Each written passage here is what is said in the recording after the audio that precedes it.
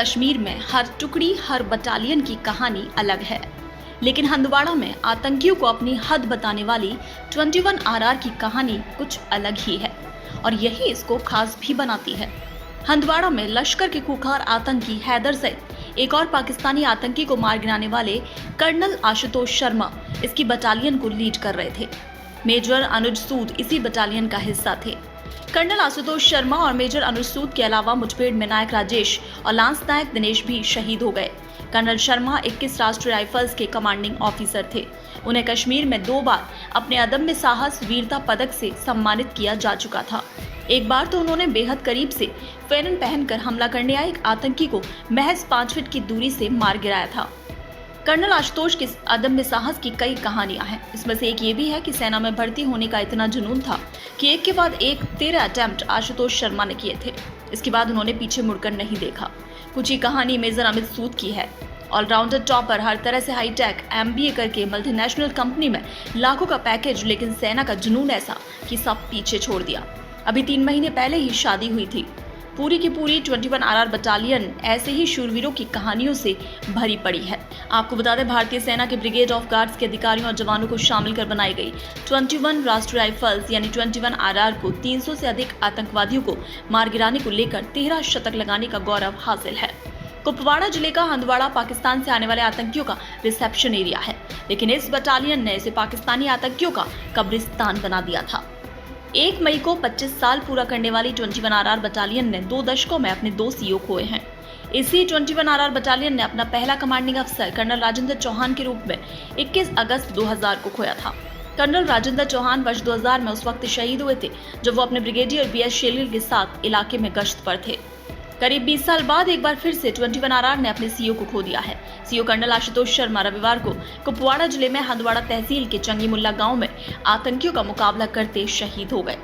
आपको बता दें कि ये पहली बार नहीं कि सीमा पार से आए पाकिस्तानी आतंकियों ने हंदवाड़ा में पहली बार हद पार की है। कश्मीर घाटी में हमेशा ही सेना के वरिष्ठ अधिकारी आतंकियों के निशाने पर रहे हैं। रविवार को 21 आरआर यानी राष्ट्रीय राइफल्स के कमांडिंग अफसर कर्नल आशुतोष शर्मा के अलावा इसी साल 42 आरआर के कर्नल MM राय पुलवामा जिले के त्राल में आतंकियों से मुठभेड़ के दौरान शहीद हुए थे। जबकि वर्ष 2015 में कुपवाड़ा जिले में ही 41 आरआर के CO संतोष महादिक शहीद हुए थे।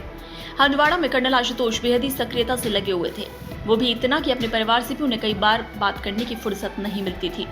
कश्मीर घाटी में 24 अप्रैल से लगातार एनकाउंटर जारी थे। एक के बाद एक 20 आतंकी 30 अप्रैल तक मारे जा चुके थे। आतंकी और पाक में बैठे उनके आंखा पूरी तरह से बौखलाए हुए थे। इसी बीच इंटेल थी कि आतंकियों का एक समूह हंदवाड़ा जंगलों में कुछ नए पाक आतंकियों को लाने की तैयारी कर रहा है। सेना के सुरक्षा कर्मियों को इन आतंकियों का इनपुट 6 दिन पहले 28 अप्रैल को सबसे पहले मिला था और तभी से जवान उनके पीछे पड़े थे। इसके बाद सर्च ऑपरेशन शुरू किया गया और 1 मई को दिन में 3 बजे राजवा के जंगलों में पहली बार आतंकियों से आमना सामना हुआ। हालांकि इस दौरान आतंकी घने जंगल की ओट लेते हुए यहां से फरार हो गए। ठीक 24 घंटे बाद हंदवाड़ा के गांव चंगी मुल्ला में इनके छिपे होने की सूचना मिली। इसके साथ ही ये भी सूचना थी कि इन्होंने 11 आम लोगों को बंधक बना लिया था। फिर क्या था, सुबह ही ऑपरेशन से लौटे कर्नल आशुतोष ने अपनी टुकड़ी ली और फिर तुरंत ही चंगी मुल्ला गांव की तरफ रवाना हो गए। 2 मई को मिले इनपुट के आधार पर हंदवाड़ा में घर को घेरने को लेकर ऑपरेशन शुरू किया गया। ये सेना और जम्मू कश्मीर पुलिस का जॉइंट ऑपरेशन था। इस दौरान 44 वर्षीय कर्नल आशुतोष शर्मा 21 राष्ट्रीय राइफल्स के बटालियन को कमांड कर रहे थे। वो company commander major Anuj Sood, नायक राजेश कुमार, लांस नायक दिनेश सिंह और जम्मू कश्मीर पुलिस के सब इंस्पेक्टर सागिर पठान उर्फ काजी के साथ शनिवार शाम 5:30 बजे के बाद उस घर में घुसे और अंदर फंसे परिवार को बाहर निकालने में सफल रहे, लेकिन खुद घिर गए। शाम 6 बजे से 10 बजे रात तक हमने उनसे और टीम के अन्य सदस्यों से संपर्क करने के सभी तरीकों के बारे में सोचा और आजमाया, लेकिन ऐसा नहीं कर पाए। 4 घंटे बाद रात करीब 10 बजे उत्तर मिला। कर्नल आशुतोष शर्मा फोन पर किए गए कॉल का जवाब देते हुए उधर से कहा गया, अस्सलाम वालेकुम। इसके बाद 4 घंटे से रुकी गोलीबारी दोबारा शुरू हो गई। सुरक्षा बलों के सामने अब कोई वजह नहीं थी जो उन्हें रोकती। एक सुरक्षा अधिकारी ने बताया, दरअसल टीम जैसे ही अंदर की ओर बढ़ी, घर के एक छोर से फायरिंग शुरू हुई। अधिकारी ने बताया, इसके बाद पाया गया घर में आतंकी छुपे हैं और वहीं से वो फायरिंग कर रहे हैं। मुठभेड़ में 2 आतंकी ढेर हो गए, लेकिन हमने भी अपने जवानों को खो दिया। 2 आतंकियों को हमने पहले ढेर कर दिया था, लेकिन घर में 2 आतंकी और मौजूद थे जो लगातार फायरिंग कर रहे थे। इन्हीं की फायरिंग में हमने भी अपने जवानों को खोया।